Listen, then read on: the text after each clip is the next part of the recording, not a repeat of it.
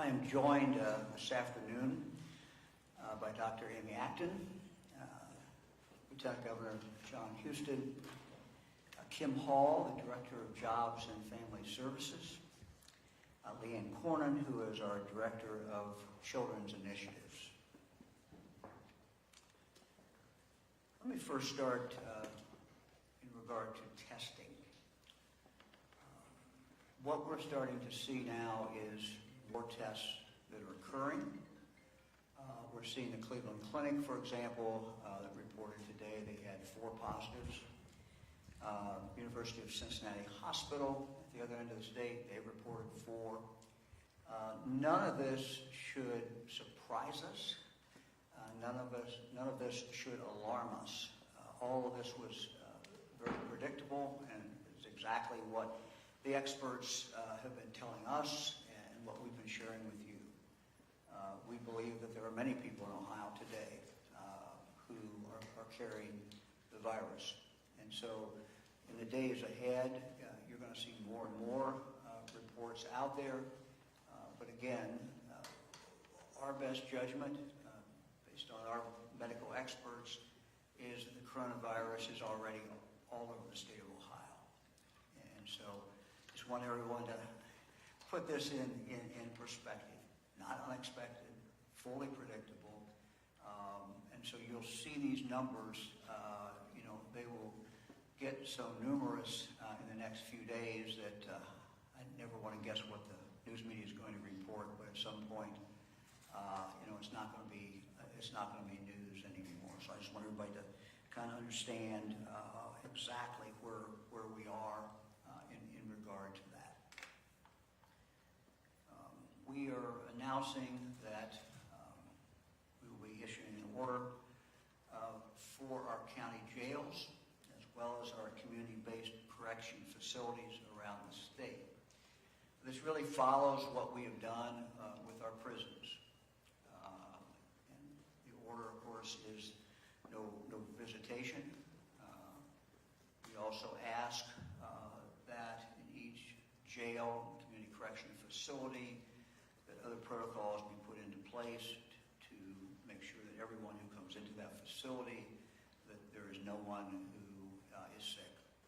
And those would be similar to the protocols in regard to nursing homes. Again, the principle is the same. You have a number of people in a confined area.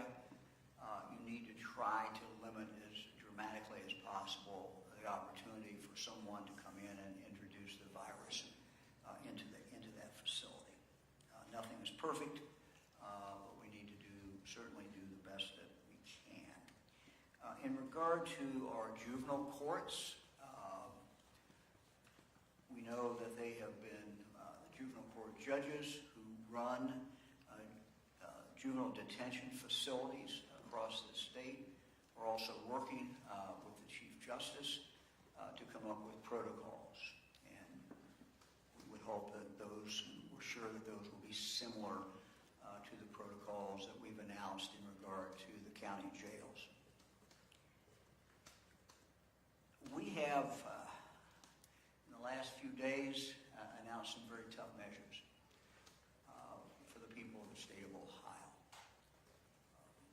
My commitment, this administration's commitment, is that we're going to do everything that we can to build support, build help, build systems to help people get through what is going to be a very tough time in the next few weeks, maybe the next few months.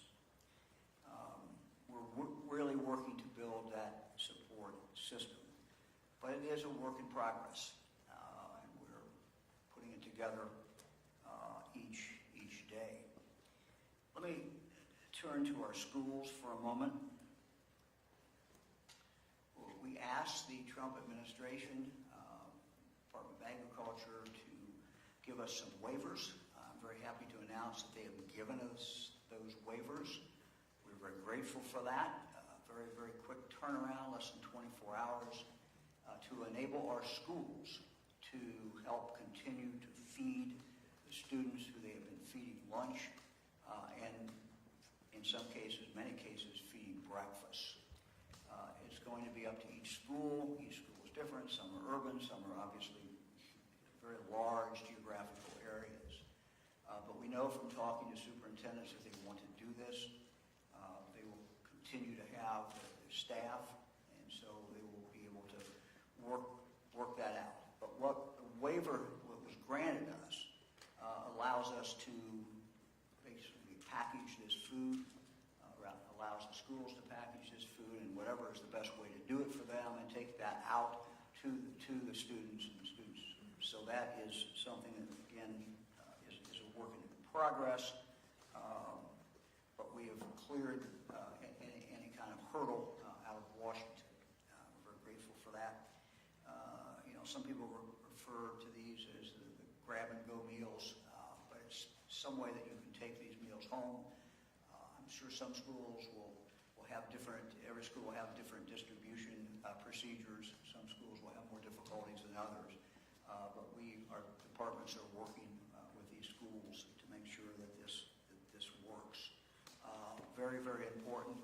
We know that there are some children who really rely pretty much exclusively on that food that they can get from school.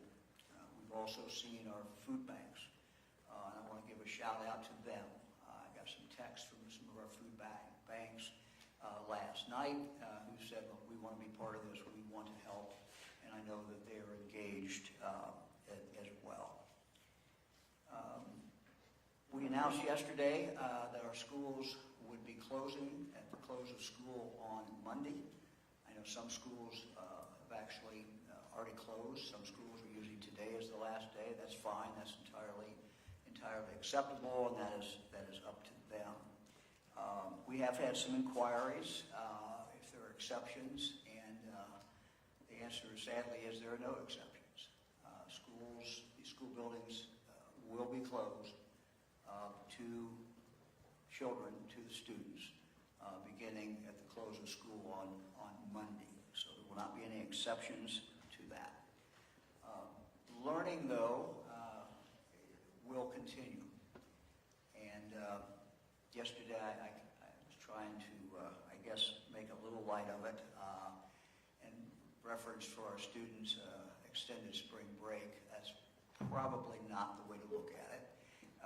What we're really talking about is schools that want to continue. All schools will be looked to continue that child's education.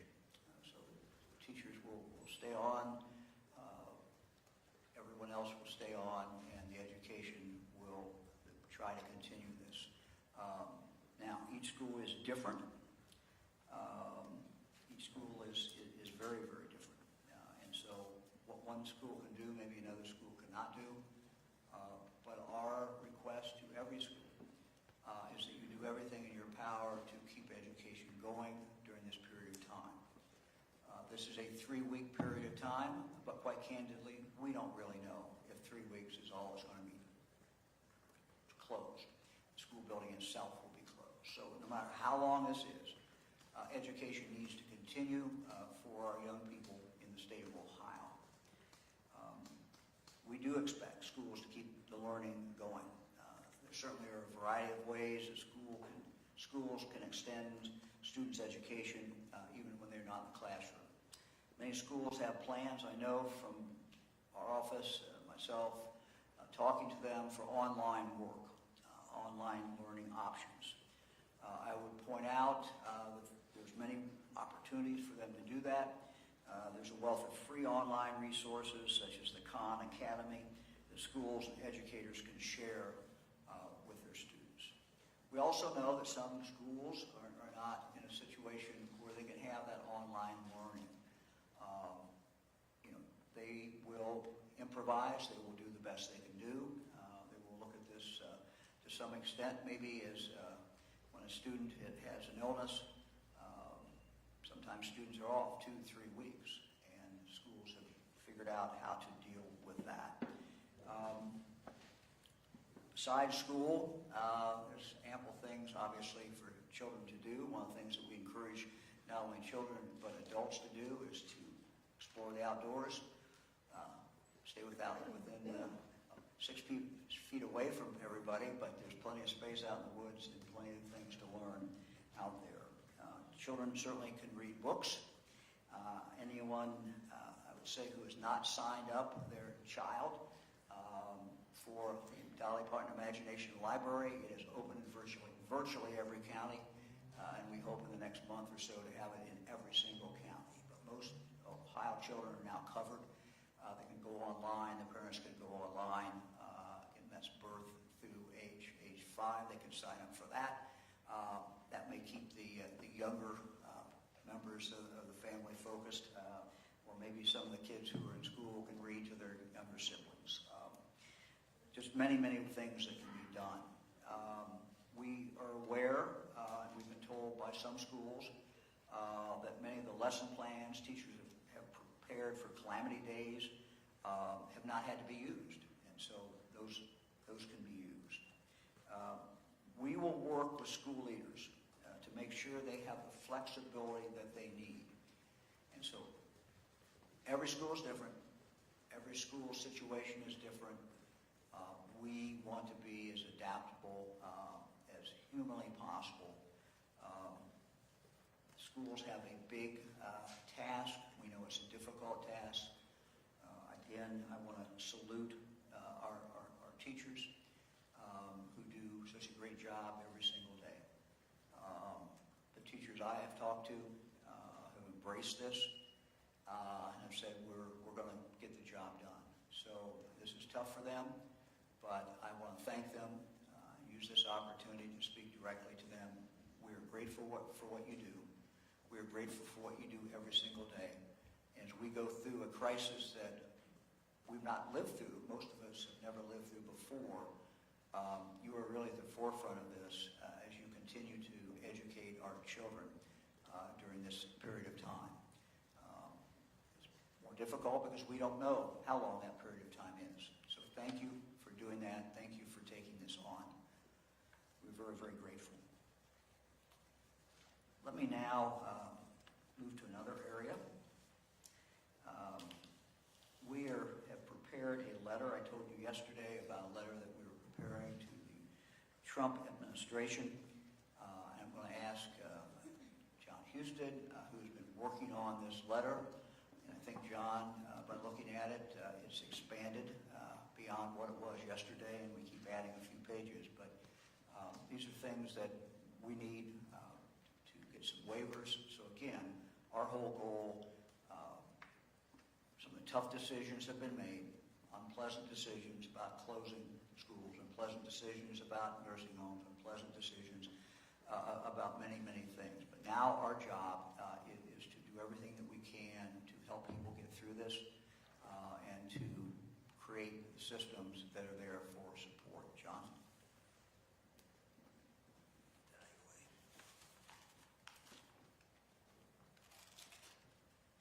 Thank you, Governor DeWine. I want to reiterate that again, that we are attempting to build that support system around the people of Ohio and our businesses and institutions who are coming together to help us get through this difficult time. As part of that, we sent this letter, Governor and I, to President Trump and Vice President Pence earlier today with requests from our agencies on regulatory and other relief that is necessary. We copied our congressional delegation. I have received calls, and I know I'm sure the governor has, from both members of our congressional delegation and our legislature asking to be supportive of these requests, and we appreciate that. As I mentioned yesterday, the genesis for this is that we've asked state employees to limit their person-to-person contact.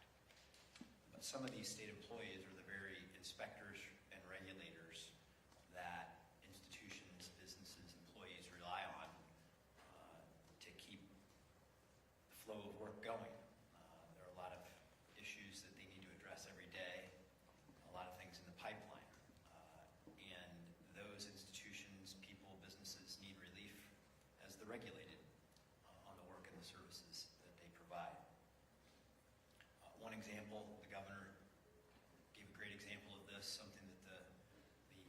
administration was quick to respond on was the USDA waiver that we requested. We have essentially an additional, let's see here, 17 requests that are in this letter.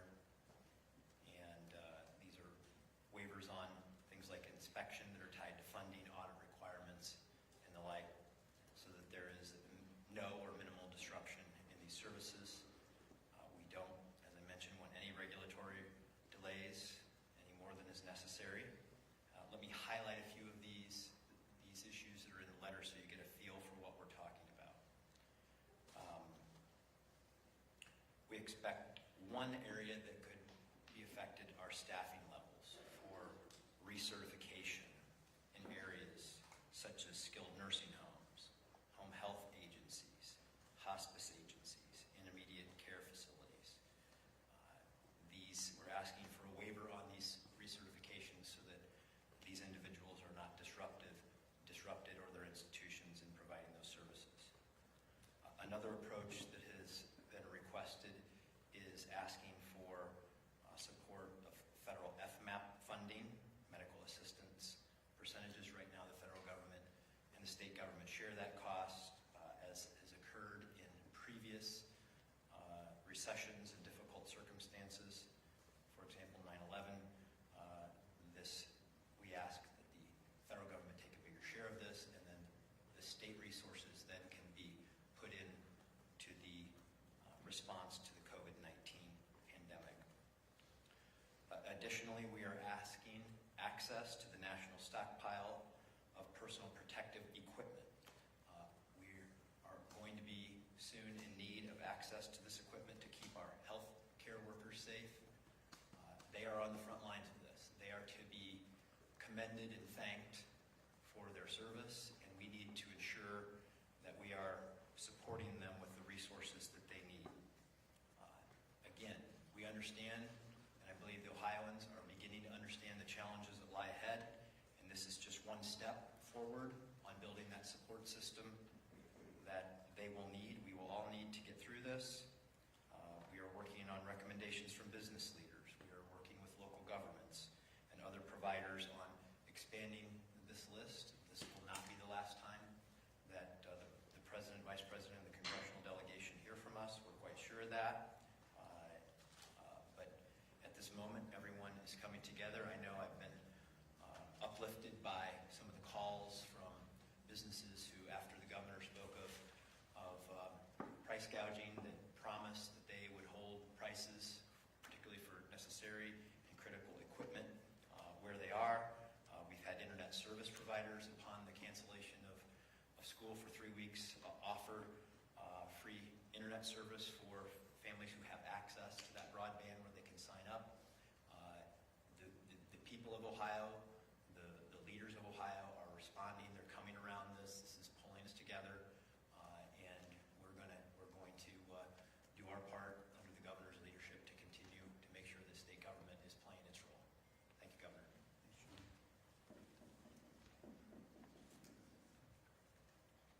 Let me talk for a moment about our daycares.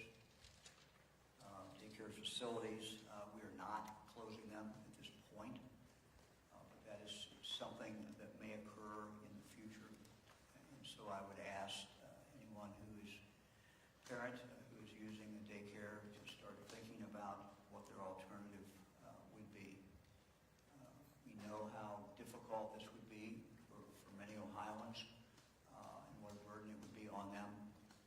But daycares are unique, and anybody who's had children understands that, or seen their grandchildren. They pose really a unique, what I would call a unique risk.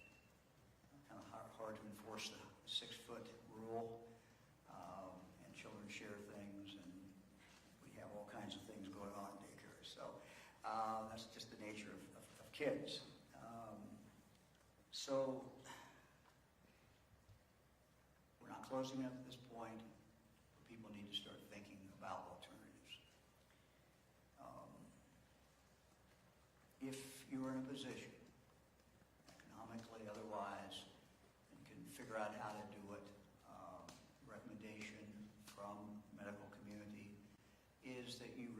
child from daycare. If you can do that, that would be advice. I think that would be good advice. Again, as we talked about yesterday, children, unless they have a medical problem, pre-existing medical problem, they're probably going to get through contracting the virus okay. But they are carriers, and just like all of us are potential carriers. And so these potential carriers will come home, and this certainly can spread. And this would include people who have daycare or don't have daycare, but if your person who is taking care of your child is 60 or over, need to look at that. Again, not because of the child, but because of that person who is 60 and over. And I know that, as these changes are made, and in society generally, we have some grandparents who are in that age bracket or older who are caring for children. And we're just simply saying that, just pointing out that the risk, it goes up. And it goes up rather dramatically the older that person is. I think everybody just needs to be mindful of that, and we need to continue to say that. Jobs and Family Services has put out protocols to the daycare centers in regard to what extra effort to take to keep from the spread, or to try to cut down on the spread of the virus. We would again remind daycare, as well as every employer in the state, if someone is sick, send them home. Be mindful of whether someone is sick, even if they don't tell you they are. Because many of our daycares have done this, we're seeing some daycare centers that are short on people. We can only expect that to continue to get more critical and be posing more problem for daycare centers. Kim Hall is here and can answer any questions, but we're changing some regulations because of this emergency. We have regulations in regard to a teacher ratio to the student. We're going to be relaxing those again because of the fact that we want the person to be going home if they're the teacher, if they have a cold, if they're sick, if they have a fever. We are also, Jobs and Family Services is also working with the providers to make sure they can weather this storm. We will get through this. This will last a while, but it will be over, and we'll be back to normal. And what we want is that the daycare providers to continue to exist, and that they make it through that storm, because when we're done, they're going to need to be there. And so Jobs and Family Services is working with them to help make sure that they are there. Finally, before I turn it over to Dr. Acton, I voted today, and we just would encourage everyone to vote. Polls are still open. I think they're open, John, until 7 tonight. They're open tomorrow. They're open on Sunday. They're open on Monday, and of course they're open on Tuesday. My experience in Xenia, where I voted, was there was a line, but it was a line that moved pretty quickly. So I think you're seeing this voting spreading out, and we would just encourage people to vote. Polling places are taking precautions. There's hand sanitizer everywhere when I walked in at Xenia. They're wiping off the screens, and everybody in line was mindful of that distance. This is important, and we need to move forward. Everybody needs to vote. So let me turn it over to Dr. Acton. Amy? Good afternoon, everyone. I first want to start out with some of our numbers. As you know, and I apologize to the reporters here, you're going to see as these numbers go up, and some of the news of the day that our website, while we regularly post it to, some of that will change as the activity goes and different people announce more at the local level. We receive all that data, but it might not be. So I'm going to share with you what I know as I know it. Right now, for certain, we have 9 males and 5 females. We now have an age range of cases, 34 years to 66 years of age, with a median age of 48. And their illnesses, not the case, because as we know, we started testing. Our first case was, I believe it's been a long week, Monday. But their illnesses started as far back as February 25th and as recent as 3/11. We've had 4 hospitalizations, no deaths. The number of counties with cases, and you'll be hearing more as more and more test results come back today. 6, we have Belmont, 2, Butler, 1, I think there's more information coming there. Cuyahoga, 6, Stark, 2, Summit, 1, Trumbull, 1. Again, it's very hard to keep up with these numbers. I'll explain that. Cleveland Clinic did get the ability to test and went live today. So they're actually doing their own testing, which is helping speed this up. And Dr. Wiley shared with me this morning that they can do 500 a day. So that is our first big surge forward in testing.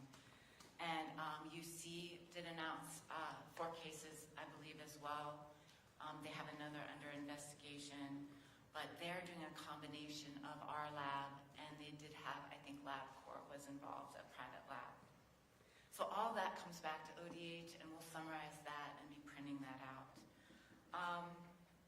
We do have 50 negatives. We have 159 under investigation.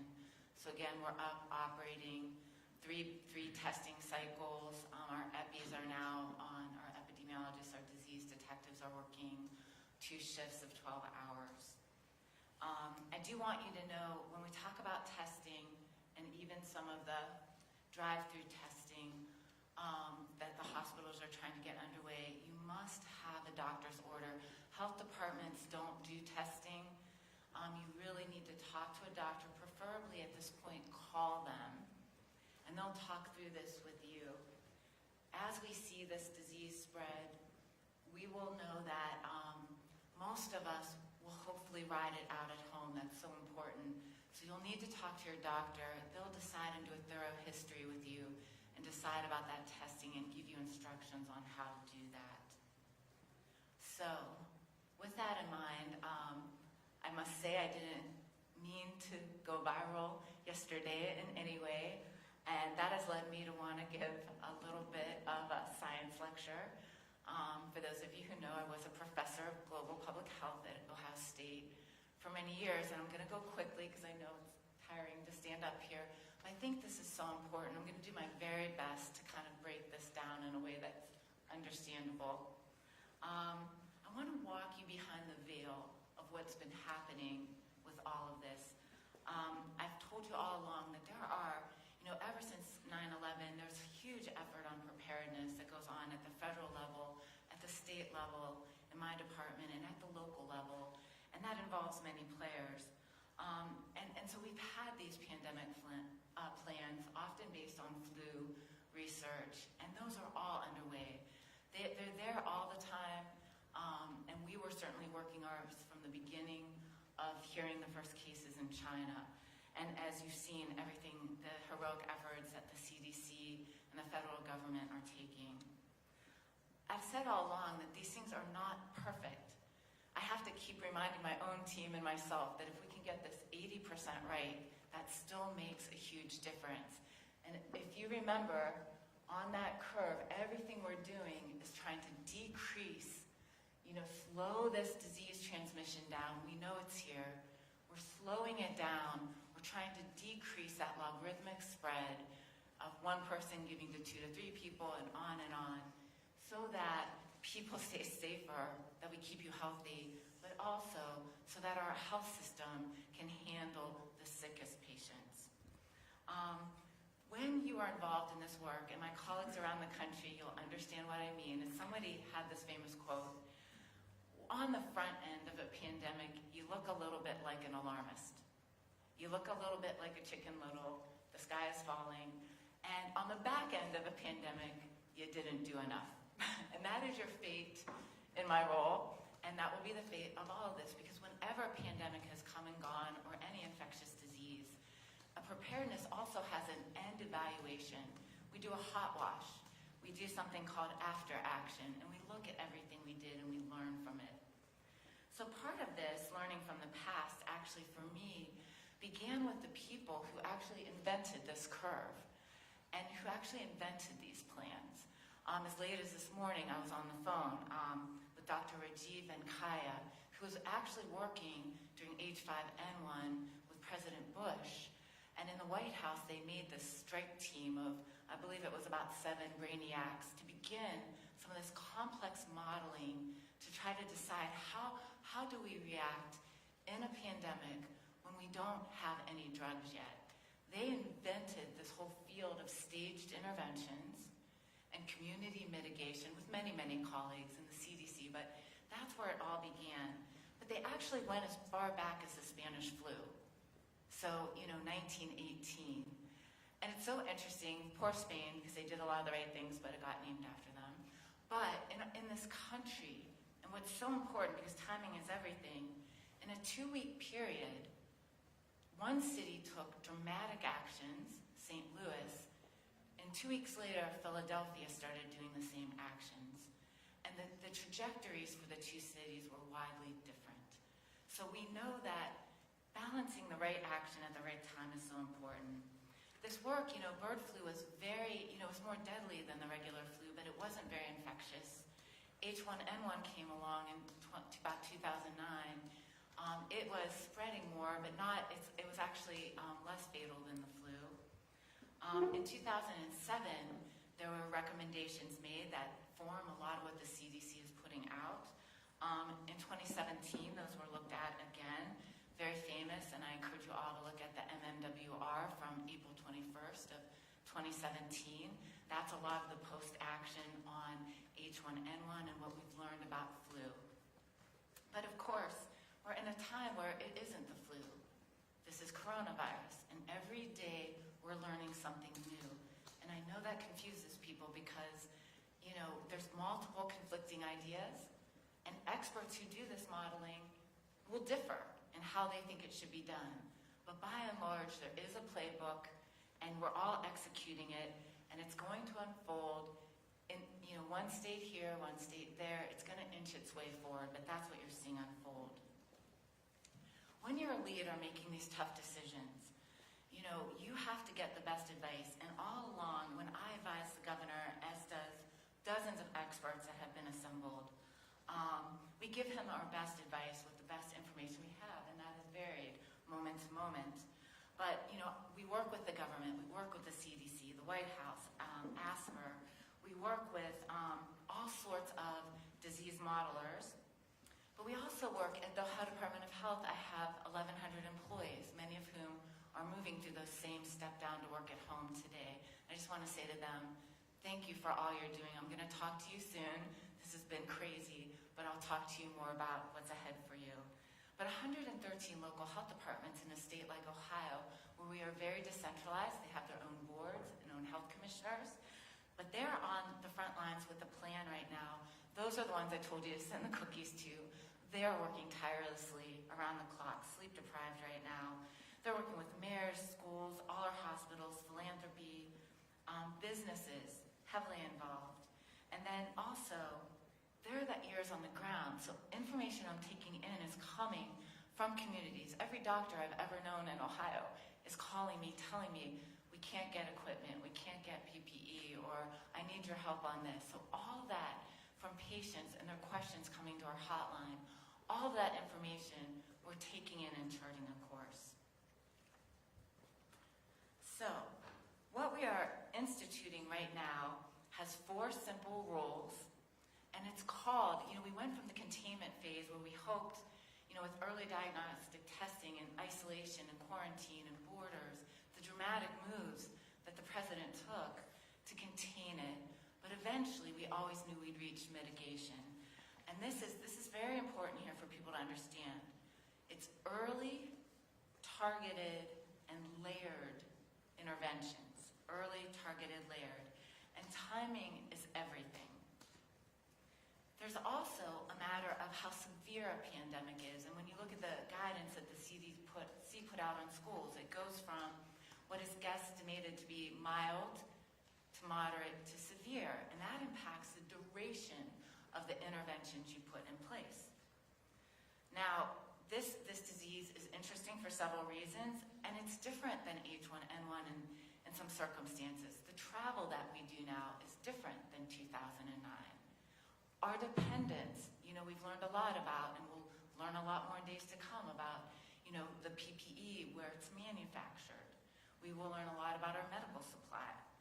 Our communications and our social networking, all of that is a little different, and it's factoring in, plus the fact that our studies are ongoing all the time. So what are these 4 interventions? They save lives, and they have to be implemented together. If you are sick, number 1, if you are sick, stay home. That is isolation for the ill. Isolation equals ill.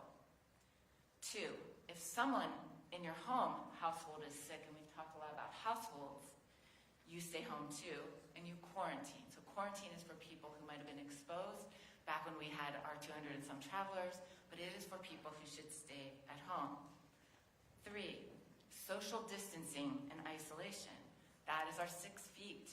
That is our mass gatherings eventually as this progresses. That is getting us out of socially dense situations where we have rapid transfer, again, 1 person to 2.28 people now on best estimates and onward. These are the individual controls as well. Everything, keep doing it. It so works. The hand washing, the coughing, the not touching your face, which I'm desperately trying not to do. It's hard, I know. And all these things are what matter. Now, last stage, of course, are the things we've taken. School closings, and eventually, if needed, the daycare closings. Those are the hardest, and you'll hear experts debating about this forever on the networks as we speak. And it is because you have to take the risk-benefit of it. You have to think about your nurses who have kids in school, and you need that workforce. You're weighing elaborate groups of things, but even in the modeling, they took this into account, and they have what they call cascading consequences. And we're rolling out. We have to move quickly in this case, so we're doing our big rocks. But in the days to come, and just this day, Director Hall, and you've heard about the work she is doing, we will keep layering and layering this response with all the supports that people need. But that is how this works. Now, this is a key point. It's not perfect. Any one of the 4 interventions themselves only does so much. It's like Swiss cheese. Like you have 1 piece of Swiss cheese and you've got some holes in it. But if you layer Swiss cheese on top of each other, if you do it just right, you can cover up a few more of the holes. It gets harder and get through. So you've got 4 Swiss cheeses. You're getting about 80%, maybe. That's a guesstimate. You'll have to live with me on guesstimates in this world. And therefore, you're getting more impact. And as I said, timing is everything because it's a lot like a fire. These non-pharmacologic interventions that stall us and slow us down are like when you have a fire on your stove and you have your kitchen extinguisher, you want to get it quick, and you don't want the fire to get out of control. And so you really want to beat that upward slope of infection. Now that's tricky, and experts are going to disagree, and there'll be postmortems. But when I talk to my colleagues in Washington, they wish they could have done more sooner. And so we're learning from Italy, we're learning from some of the data we're seeing around the world. Interestingly, kids are getting infected. There's one study, I just want to mention this, Japan, because of the Princess cruise ship, that was the one place they actually tested kids, and they found that there are amplifiers. They get infected just as much. They don't get as sick, but they do, and that's why schools and the nasty stuff you were mentioning are important. Now, you can also go too soon. And so it's a delicate balance, because if you go too soon, you exhaust people of doing these measures, and you fatigue folks. But the truth is, we are at that point, from all indications we're seeing, where we're on an upward slope enough that we know, and with the lack of PP and other things we're taking into account, that moving now is disruptive. It's going to be disruptive because we're going to get there anyways. And the sooner you go, and if you do them together, that's the impact we're after. And we hope we do this well. We hope we mitigate this and we see that drop. Whatever we do will help at this point, and that is what we're doing. Now, very quickly, this is my complex study of predictive analysis. The kind you do on a piece of paper. We know a lot about this disease, but as you know, our diagnostics have been slower, and with our testing, we were sending to the CDC. It took 5 days, but once we've had this testing, we're ramping up. We don't know, for epidemiologists, they have to look at a lot of things. We're looking at the early studies. We're making best guesses. We're talking to the experts who made the model. We're talking to our CDC colleagues. But we can assume a couple things. We can assume, from what we've been hearing, that there's a peak of maybe 40, in some circles, to 70%. I've heard numbers as far-ranging as that from experts about how much of the population will eventually become infected. We know a little bit about the R-naught, which is how much one case infects others. It's roughly estimated, again, these numbers will change, at 2.28. We assume, from some early modeling that we've heard on thousands of calls I've been on with thousands of experts, again, I take the best data. I hear conflicting. I usually use the more cautious and conservative of the data. There may be a peak of this, again, guesstimate, still, the modeling is still working, of late April to mid-May. So we took that number backwards. We also know that there's a serial interval, which means this thing is doubling. I've heard as little as 5 days and as much as 7 days. So 5 to 7 days, we're taking 6. So we have guesstimated a peak, and we went to mid-April. We said 60% infection. We worked our way back by the weeks, and we came back to what would 1% be. We roughly guesstimated March 9th. And our population, I have 11.7 million Ohioans as my patients. And we said, we know we have community spread.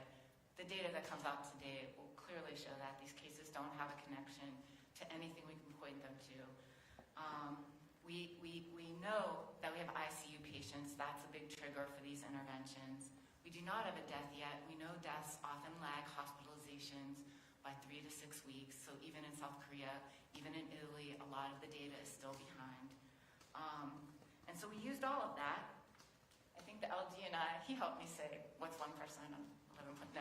But, so we are saying, I'm not saying there are absolutely, for certain, 100,000 people. I'm saying I'm guesstimating. If I'm guesstimating community spread, that's my best number.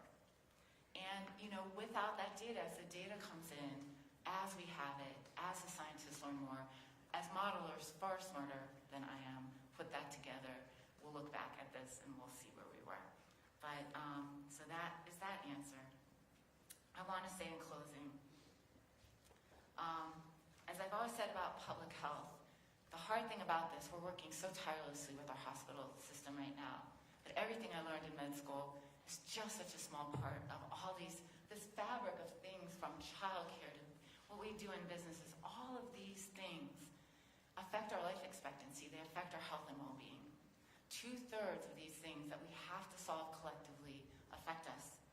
And so we're moving as best we can along with our fellow states, and you'll see it as best as each state can move given their unique circumstances. Those 2/3 of levers that we do, but 1/3 will be up to you. And so much will depend on us as citizens. We promise you the best information that we know as we know it.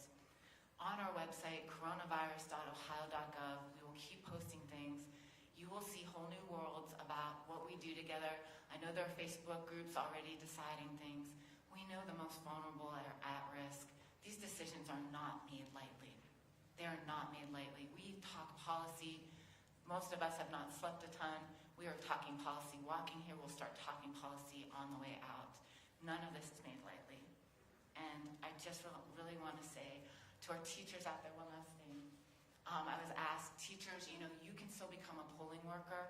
Some of us, you'll see redeployment of whole workforces to help out in hospitals and do other things, much more coming. But teachers, you can actually train this weekend, and you can help out the polls if you're healthy. We want to get people out to vote, voteohio.gov. Thank you. Questions?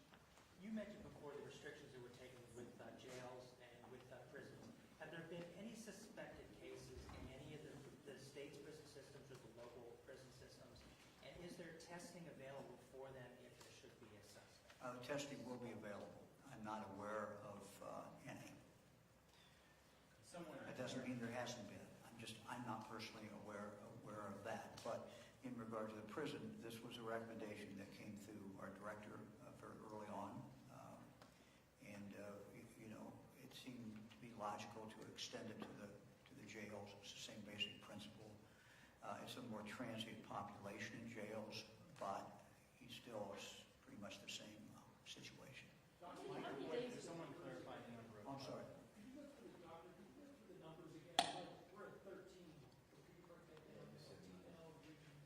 Oh, you're talking about the confirmed cases, right? They're going to give you an update right at the end because the testing results are rolling in. So I'm going to let our comms people they're getting texts while I'm up